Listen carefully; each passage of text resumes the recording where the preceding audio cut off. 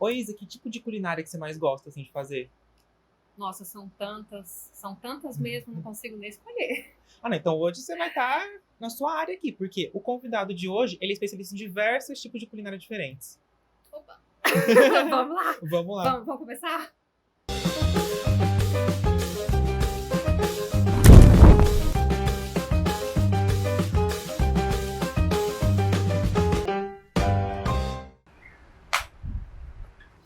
Olá, tá começando mais um Pode Flambar, o podcast que você assiste enquanto espera o seu almoço ficar pronto e vai sentindo aquele cheirinho para ficar com vontade. Aqui você conhece ótimas histórias dos chefes convidados. E esse podcast é produzido pelo curso de gastronomia em conjunto com a Escola de Comunicação da UnoOeste. Meu nome é Vinícius Antunes. Eu sou Isabelira Pedroso e hoje nós temos um chefe especialista em cozinha mediterrânea, cozinha brasileira.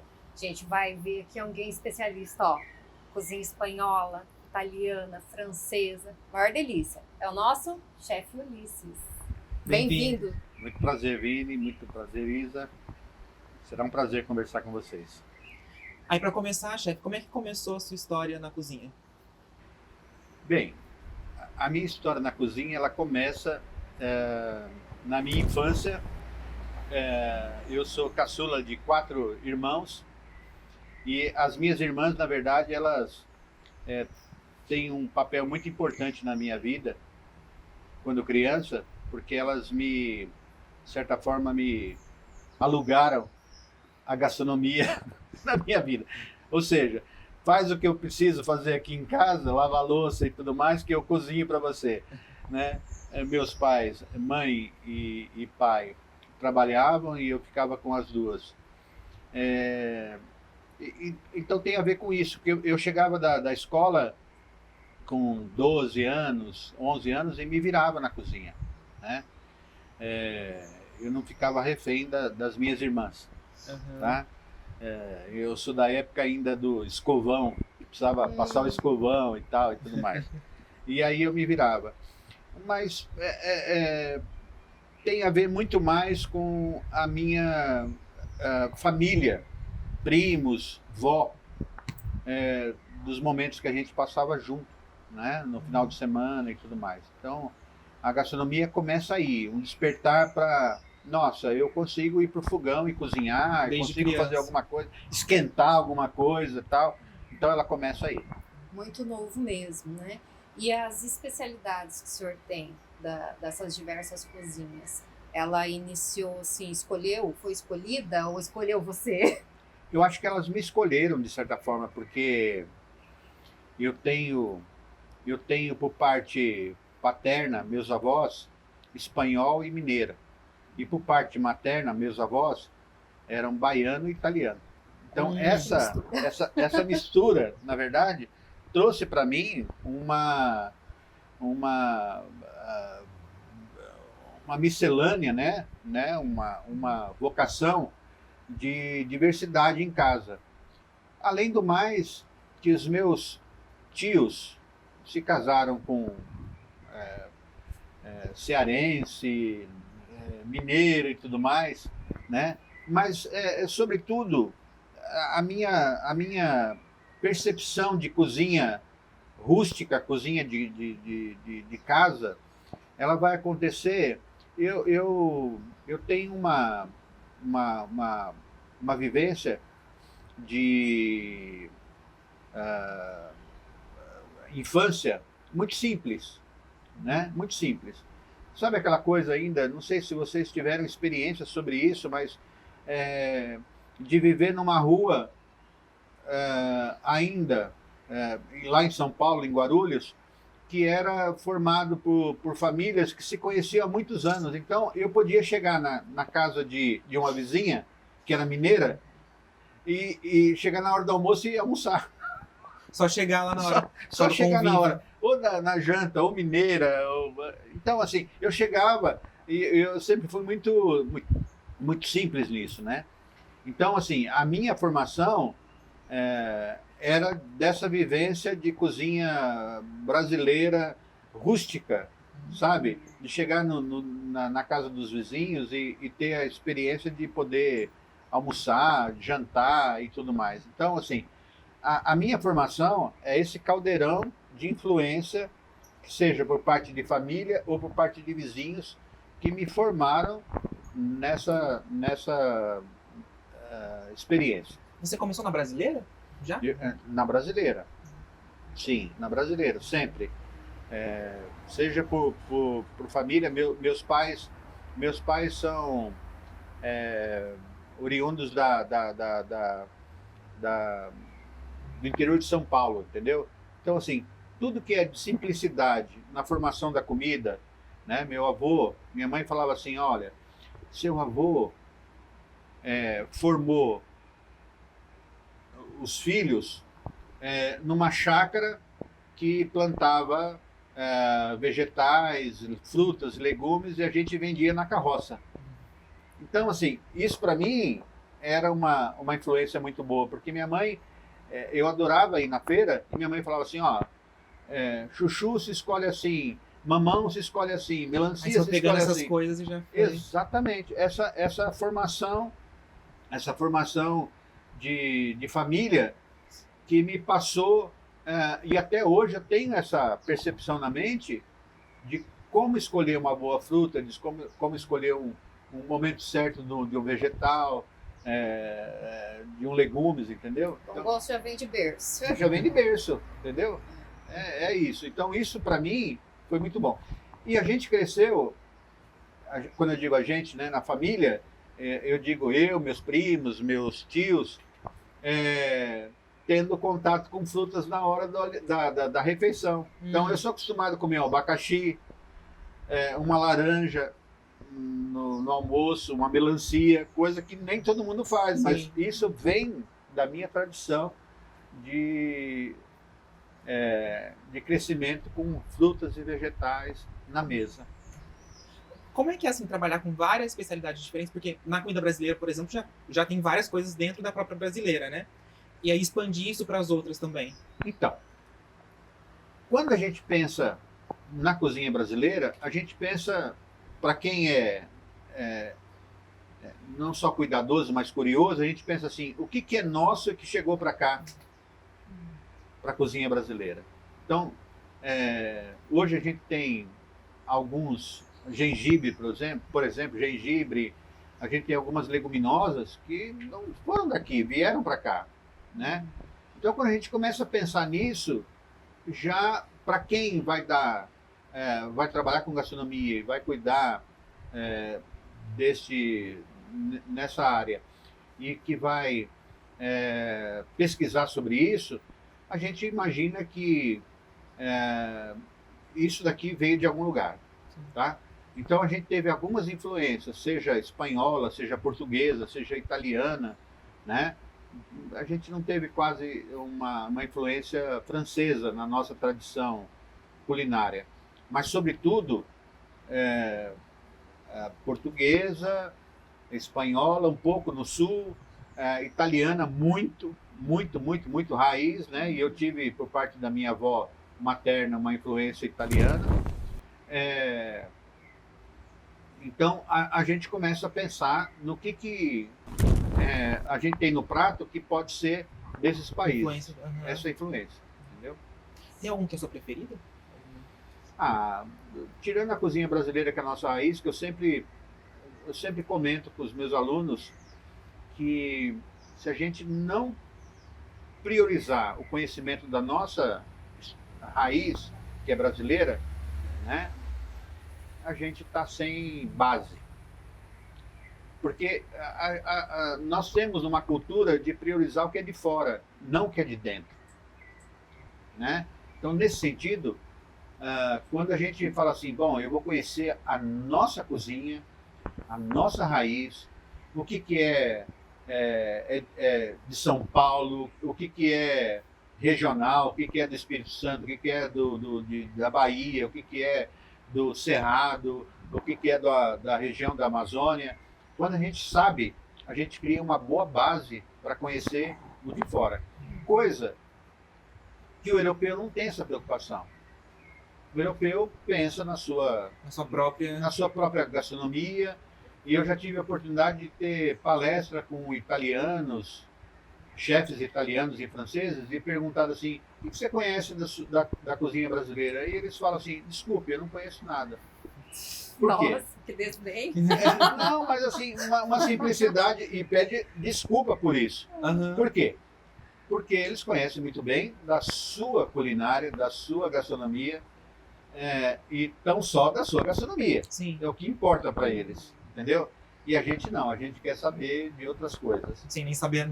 E sem contar que essa estrutura de estudo de gastronomia, propriamente dito, que a gente tem aqui de gastronomia no sentido de tecnologia, ela basicamente vai acontecer muito principalmente no Brasil, não vai acontecer se eu for para a Itália, por exemplo, eu vou ter o estudo da culinária italiana ou mediterrânea.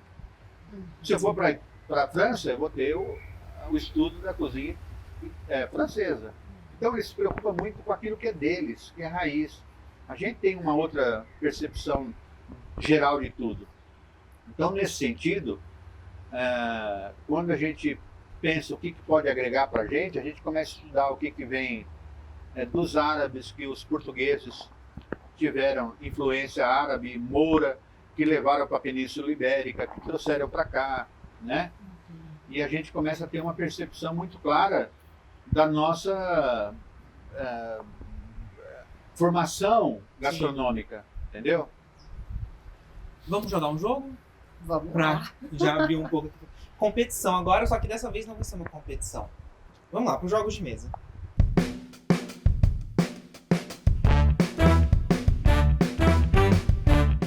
Dessa vez, como vai ser pergunta de gastronomia, eu não ia saber responder. Então, É que ele já perdeu 2 vezes. cansei, já cansei. Com dó dele perder, ele não vai ter competição dessa vez. Aguenta aí. O cheirinho de chuva chegou já. Nos jogos de mesa, normalmente a gente faz uma competição com o chefe, mas eu sei que eu vou perder, então a gente não vai fazer competição de gastronomia, porque, enfim, já vou perder mais vezes, vamos dar uma maneirada pelo menos hoje, né? Nesse de hoje, o que a Isa vai fazer? A Isa vai ler perguntas em 90 segundos pro chefe responder. O chefe vai ter 90 segundos, uma atrás da outra, pra ver quantos consegue responder. Se alguma você não souber, não lembrar, por algum motivo, pula e depois a gente volta. Tá bom. 90 segundos? O que é bronoise? Brunoise é um corte de técnico de 3x3, De que país é o estrogonofe? Rússia, Para que serve a tábua amarela? pula, Quais os ingredientes do pão de ló? pula. Quais os 4 passos da paella?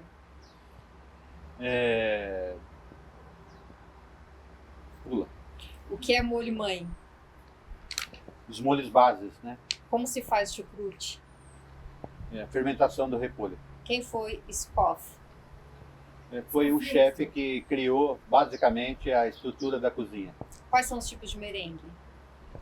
Francês, italiano e suíço. Qual a diferença entre pesto, genovês e os demais? Pesto é um molho específico de italiano, né? E genovês. Pula. O que é inglesa indireta? Inglesa e direta? É.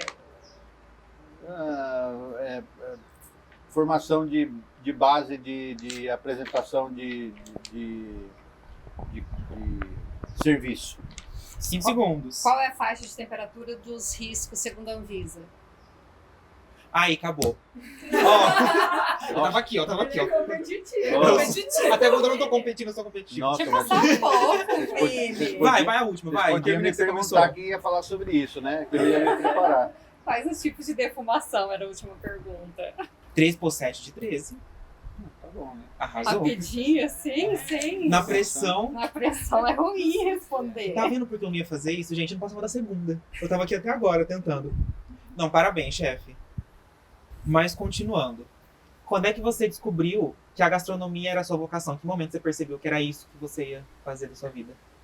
Para mim foi muito difícil isso, porque eu venho de uma família que são tecnólogos, engenheiros, né? E trabalham na indústria automotiva, indústria de desenvolvimento de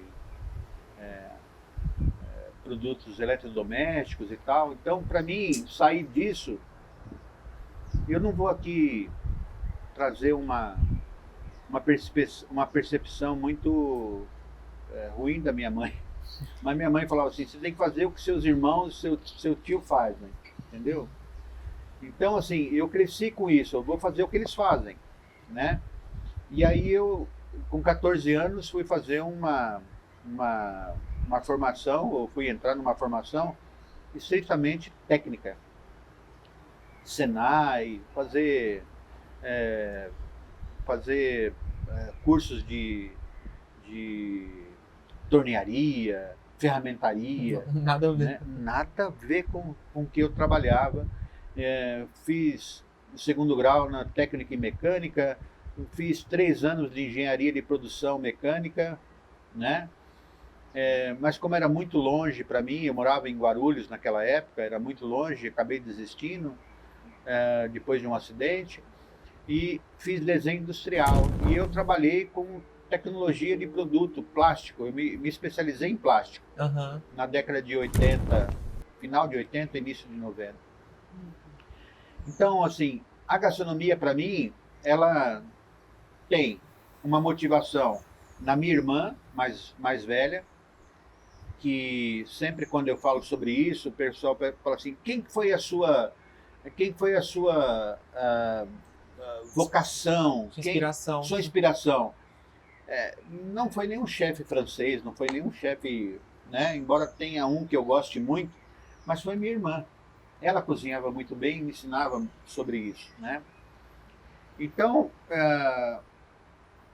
nesse período, a gastronomia para mim, eu saí de casa com 18 anos, fui morar sozinho, a gastronomia para mim foi uma sobrevivência.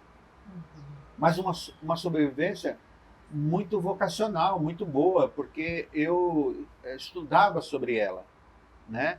E a partir daí, então, eu comecei a fazer cursos de gastronomia. E dentro desses cursos, chefe, qual o prato que trouxe para cá, para hoje, algum prato que gosta muito de preparar? Cozinha italiana, basicamente, que eu fiz alguns cursos com o chefe Arno, Sérgio Arno, que dava cursos profissionais nessa época, né? E o que me inspirou a montar, por exemplo, restaurante em São Paulo, tanto na área de pizzaria como ítalo-brasileira, né? A região de Pinheiros, né? Freguesia do Ó, eu tive alguns restaurantes. Então, foram basicamente essas...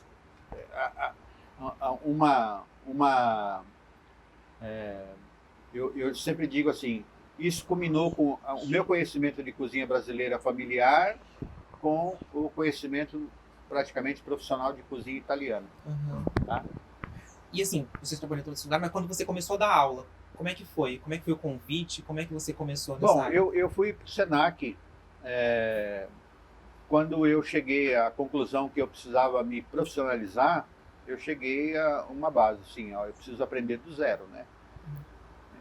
Eu tenho restaurantes e tenho uma formação, tal, eu tenho uma tendência daquilo que eu gosto, mas eu preciso ter uma base técnica. Sim. Então eu fui para o Senac. Então a partir daí eu fui fazer gastronomia e o Senac, logo depois da minha formação, me convidou para fazer, na época tinha um curso, que era um curso de profissionalizante para professor, e eu fiz, e aí eu fiquei então trabalhando em Água de São Pedro e Campos do Jordão, Senac, né? E aí eu tive formação em sommelier de vinho, a sommelier de cerveja foi mais recente agora, mas eu tive essa formação e comecei a trabalhar então no Senac. O Senac foi a minha escola, né? E evidentemente que eu fiz não só trabalho como docente, mas também trabalho como no grande hotel. E como o senhor se sente dando aula? Porque assim, para nós alunos, tá, gente? Para nós alunos, o que aparenta é muito carinho na hora de fazer ali, tanto a teórica, né, quanto a prática. Mas assim, o que vem no coração? Olha, eu tive a oportunidade de trabalhar fora do país, né, durante mais de 2 anos. E o que ficou para mim de saudade era esse momento de dar aula. Tanto que eu tive uma oportunidade de sair da Inglaterra numa sexta-feira, chegar no sábado, e na segunda-feira estar dentro da sala de aula, né, por contatos. Então, assim, dar aula é quase que, para quem é professor, para quem tem vocação para trabalhar com isso, é quase que um sacerdócio. Você sente falta disso, se você não tiver, né? É aquela coisa de você ter um copo, transbordar, encher, passar para os outros para poder se completar, né? Então, assim, nesse sentido, a gente dá aula, ensina, mas aprende, porque cada turma é uma turma diferente, né? Essa vocação eu tenho a partir não só do meu momento na gastronomia, mas do meu momento como empresário, ensinando as pessoas daquilo que eu gostaria que eles fizessem, entendeu? Pegar na mão e falar assim, olha, é isso aqui que você precisa fazer, é esse caminho que você precisa seguir, isso é o melhor para você. E o que você sente quando você vê que eles aprenderam, que eles estão seguindo o que você falou, que deu certo? Você leva para a vida. Eu tenho até hoje alunos que estão aqui no Brasil, em São Paulo, no Brasil inteiro, como estão fora, e que me perguntam, professor, o que eu poderia fazer nessa situação? Então é quase que uma orientação para a vida toda, entendeu? Hoje em dia se fala muito de quem faz, como é que é o termo? Quando você ensina alguma coisa? Tutoria? Tutoria, tá? Então, é uma tutoria para a vida inteira. A pessoa fala assim, olha, estou aqui, o que você precisa, o que eu poderia fazer? Então, você acaba participando da vida da pessoa com uma confiança para a vida inteira.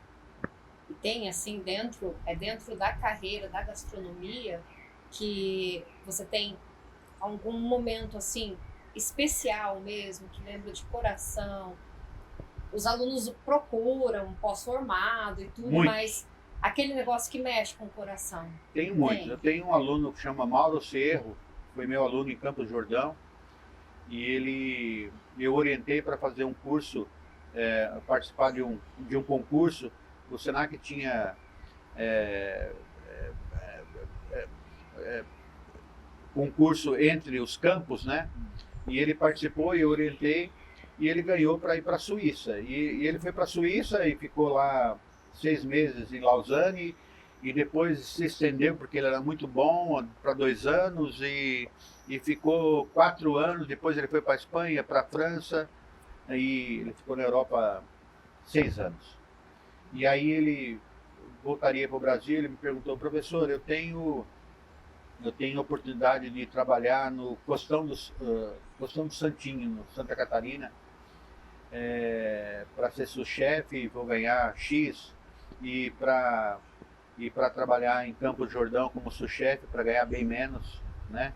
E eu falei, vai para Campos do Jordão, porque você vai ganhar menos, mas você vai se dar bem. E ele chegou a chefe de cozinha lá, foi trabalhar com Alex Atala durante muito tempo. Hoje ele está como chefe de cozinha, chefe executivo do Banco Safra, em São Paulo. É um garoto de 29 anos que me chama para participar de todas as suas conquistas. É um apartamento que ele compra, é um carro que ele compra, ele quer participar comigo.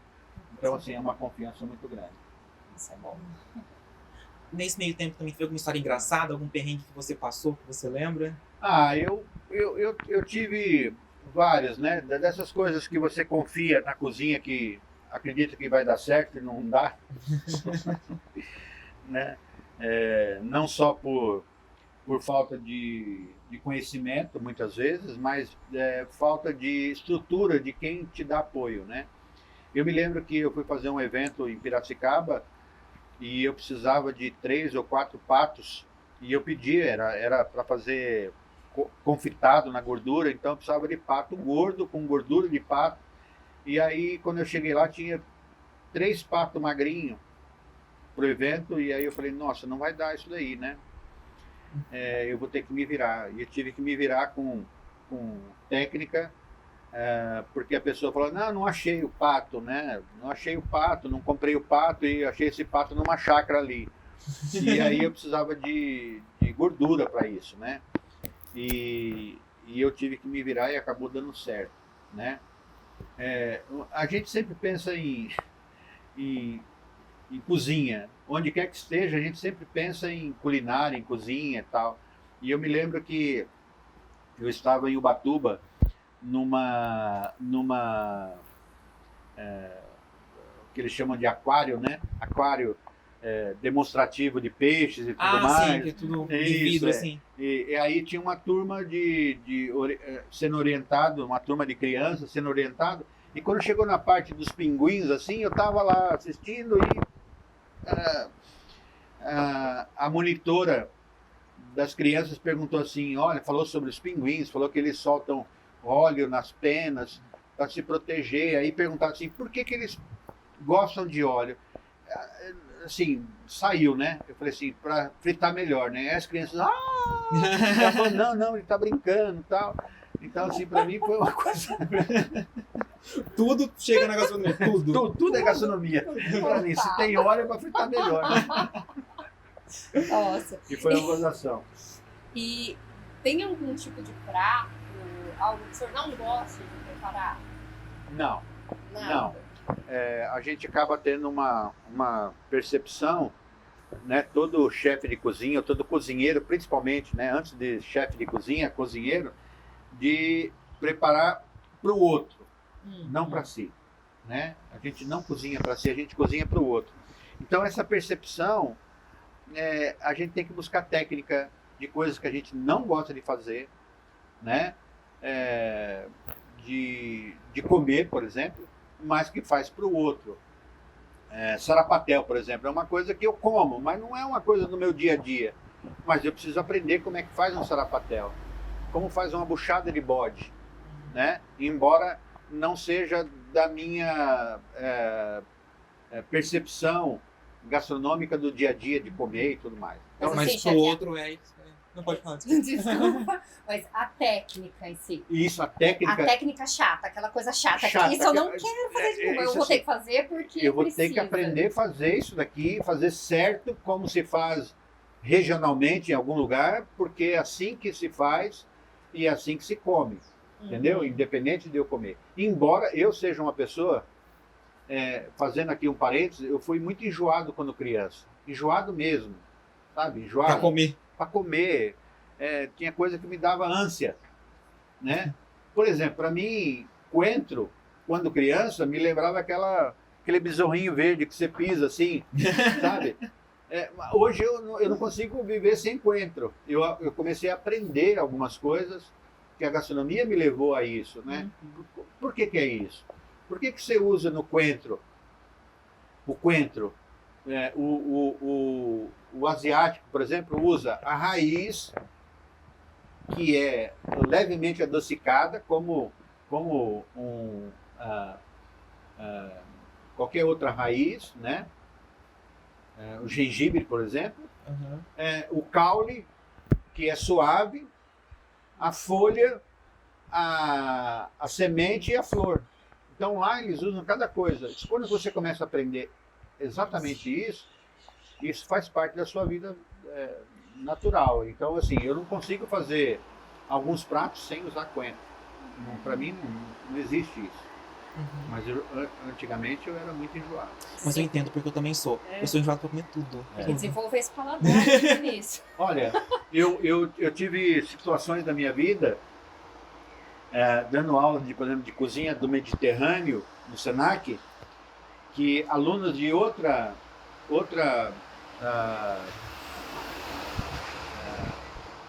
cozinha vinha me mostrar, por exemplo, confeitaria, vinha pedir para eu experimentar.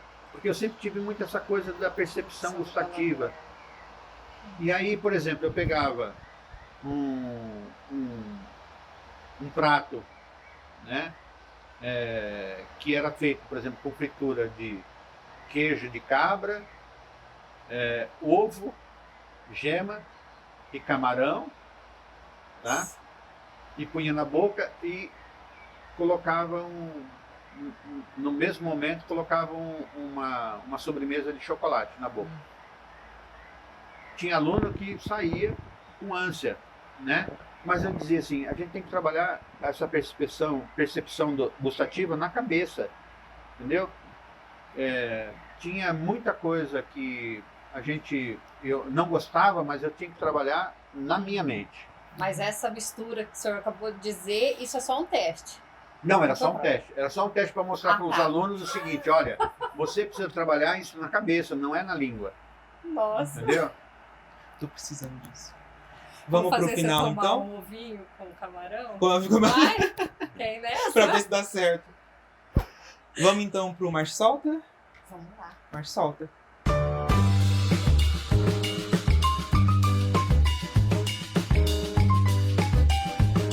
Nós vamos pro quadro agora, o Marcha e Solta. Marcha é quando o garçom nos traz o pedido e solta é quando a gente solta esse pedido pra frente. E é tudo muito rápido, louco, igual dentro da cozinha. E a gente vai fazer com o chefe agora, tá? Chefe, a gente pergunta e rapidinho, a primeira coisa que vem na cabeça, o senhor responde. Vamos lá? Vamos lá. O ingrediente que não pode faltar. Sal, Almoço ou jantar? almoço, Uma técnica preferida. fritura, Do pingo. Um prato muito difícil. não sei. Cada prato tem a sua. Cada prato tem a sua dificuldade, tá? E um prato que o senhor faz de olhos fechados. Tudo da cozinha brasileira. Nossa. Um prato que todo mundo deveria experimentar.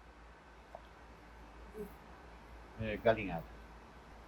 Uma dica que você daria para os alunos hoje. Conhecer produto. Produto, ingrediente. Os alunos hoje não têm essa percepção de conhecer ingrediente. É muito melhor do que técnica, às vezes. E aí, pra fechar, cozinhar pra mim Alma. Perfeito, chefe. Obrigado, tá? Por ter topado participar com a gente. E pra te agradecer, a gente tem um presente, porque agora no final dos episódios a gente vai dar um presente, né, pro nosso convidado. Pra você lembrar da gente. Mas assim, é um presente inútil. Porque ninguém nunca vai usar pra nada. Todos os presentes que a gente dá um presente é pra você lembrar, mas que você não vai usar pra nada. Ai, gente. Aí aqui, Bem o seu sincero presente. ele, né? Eu posso abrir. Pode. Posso abrir.